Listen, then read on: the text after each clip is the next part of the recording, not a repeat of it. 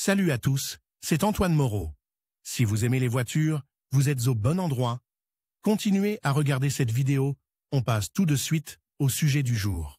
Antigel ou Tosol? Quel liquide de refroidissement est-il nécessaire ou recommandé d'utiliser dans une voiture? Quelle est la différence entre l'antigel et le Tosol et y a-t-il un avantage d'un fluide par rapport à son homologue direct? Il convient d'ajouter ici une autre question urgente, est-il possible de les mélanger et qu'est-ce que cela menace? Il est nécessaire de comprendre. La question n'est pas née du néant, car de nombreux conducteurs n'ont aucune idée des différences entre les composés chimiques. De plus, la majorité des automobilistes sont très éloignés du concept de fluide d'entretien et s'en remettent au marketing, aux conseils des professionnels et aux conducteurs expérimentés qui ont de nombreuses années d'expérience à tourner le volant. Dans cet article, nous allons tenter de répondre à la question suivante, quelle est la différence entre le Tosol et l'antigel? Principale différence.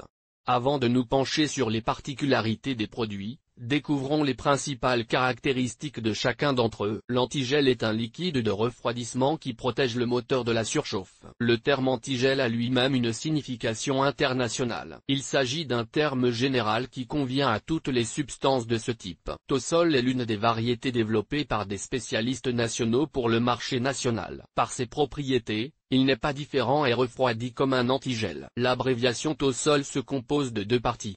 To, technologie de synthèse organique, OL, groupe d'alcool inclus dans le produit. Le développement a eu lieu à l'Institut de recherche en chimie organique en 1971. Il convient de noter que personne n'a pris la peine de breveter le nom Tosol, de sorte que les fabricants exploitent avec succès la marque pour répondre à leurs besoins. Deuxième point, aucune entreprise ne respecte les normes adoptées dans le cadre du processus de développement du fluide de référence. Est-ce une mauvaise chose? En fait, non, car chaque fabricant propose sa propre recette, en apportant de nouveaux composants dans les composés. L'essentiel dans ce cas est d'acheter un liquide d'une marque de confiance et de ne pas courir après le premier venu. Classification des antigels. En quoi les antigels diffèrent-ils les uns des autres? Il existe trois grands types de liquides.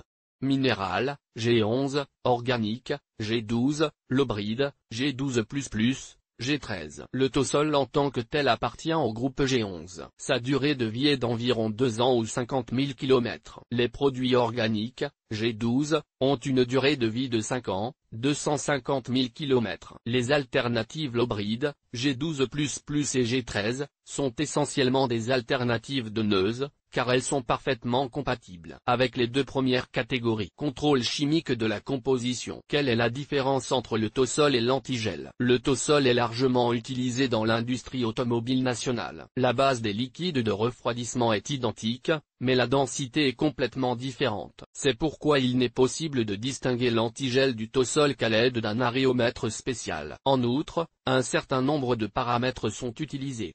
Le point de congélation, le point d'ébullition, propriété de lubrification, propriété de prévention de la corrosion. Plusieurs couleurs de fluide sont disponibles.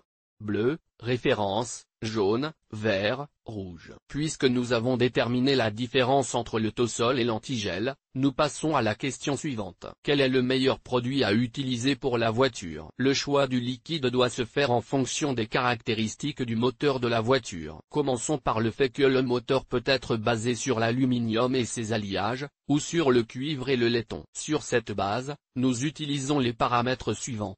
Rouge, convient aux radiateurs en cuivre et en laiton. Vert, convient aux échangeurs de chaleur en aluminium. Tosol est utilisé exclusivement pour le marché domestique des véhicules à roues. Il sera particulièrement utile pour les unités en fonte. Par ailleurs, le passeport de votre propre machine vous donnera la réponse. Les spécifications d'entretien indiquent quelle solution est préférable pour tel ou tel moteur. Si la marque est précisée, achetez exclusivement ce produit ou recherchez des produits analogues, dont la base ne peut être distinguée de la référence. Il ne faut pas oublier de remplacer périodiquement le liquide de refroidissement. Est-il possible de mélanger différents liquides? Une autre question populaire est la suivante. Que se passera-t-il si vous mélangez du Tosol avec de l'antigel? Cette question n'est pas née dans un endroit vide. En outre, de nombreux propriétaires de voitures possèdent plusieurs bidons contenant des liquides de composition différentes. La question est assez naturelle, si les deux refroidissent le radiateur, pourquoi ne pas les combiner tous? En bref,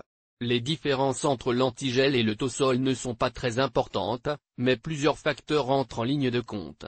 Le premier Ghost. Selon cette norme, aucun liquide ne doit entrer dans la composition des pièces mécaniques. La composition doit être exceptionnellement homogène et transparente. Différentes catégories d'antigels peuvent avoir la même couleur, mais leur composition chimique est radicalement différente. Le mélange de liquides de refroidissement, même identiques, provenant de fabricants différents, entraîne l'apparition de suspensions et de particules solides. Le deuxième point concerne la composition chimique. Les bases minérales et synthétiques, lorsqu'elles sont mélangées, garantissent la production de précipités turbides qui se déposent sur les parois du radiateur. L'accumulation conduit au fait que ce dernier est bouché, que la pompe ne peut pas fonctionner correctement, et que le moteur bout tout simplement. Le troisième est le fabricant. Vous pouvez mélanger des antigels de même catégorie provenant de marques différentes, mais c'est risqué. Certes, leurs caractéristiques de point de congélation et d'ébullition peuvent être identiques, mais chauffer le liquide provoquera certainement une réaction au cours de laquelle les plus petites particules solides se formeront, détruisant le radiateur et la pompe. Au bout d'un certain temps, personne ne peut garantir un fonctionnement ininterrompu du moteur,